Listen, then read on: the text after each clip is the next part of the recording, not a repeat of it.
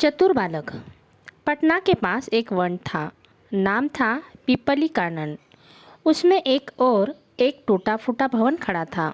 एक दिन दोपहर में कुछ बालक भवन के पास एक टीले पर राजा का खेल खेल रहे थे। एक तेजस्वी बालक राजा बना था और शेष उसके सामने हाथ जोड़कर बैठे थे। इसी समय एक ब्राह्मण टीले के पास आ पहुंचा। उसने बालक राजा को एक बार बड़े ध्यान से देखा। फिर हंसी में वह बोल उठा, महाराज, मैं एक गरीब ब्राह्मण हूँ। मुझे दूध पीने के लिए गाय चाहिए। सामने मैदान में बहुत सी गाय चर रही थी।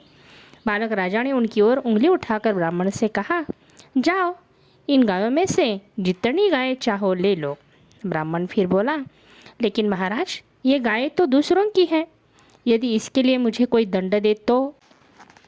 बालक राजा की भौहें तन गई। उसने छाती फुलाकर ब्राह्मण की ओर देखते हुए कहा, किसमें साहस है जो हमारी आज्ञा के विरुद्ध काम करे? बालक राजा की बात सुनकर ब्राह्मण सन्न रह गया। वह मन ही मन उसके साहस की प्रशंसा करने लगा। उन दिनों पटना में राजा नंद राज करता था। यह बालक उसी राजा नंद के सेनापति का पुत्र था। राजा ने किसी कारण अप्रसन्न होकर सेनापति को जेल में डाल दिया था। निराधार होकर बालक अपनी माँ के साथ वन में रहता था। बालक की माँ दौड़कर ब्राह्मण के पास जा पहुंची और बोली, महाराज, क्षमा कीजिए, यह बड़ा चंचल है। यदि इसने कुछ कह दिया हो तो आप इसकी बात पर कुछ विचार न कीजिए।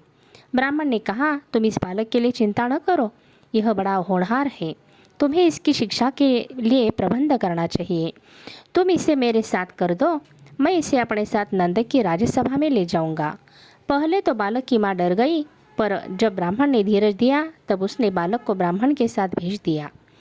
ब्राह्मण बालक को लेकर राजा नंद की राज्यसभा में पहुंचा। उस समय सभी राज दरबारी बड़े सोच विचार में पड़े थे। दरबार के बीच में एक लोहे का पिंजड़ा रखा था। उसमें एक सिंह बंद था। यह पिंजड़ा किसी दूसरे देश के राजा ने नंद के दरबार में भेजा था। उसने बताया कि जो मनुष्य बिना पिंजड़ा तोड़े इस सिंह को बाहर निकाल देगा वह सबसे बड़ा विद्वान समझा जाएगा।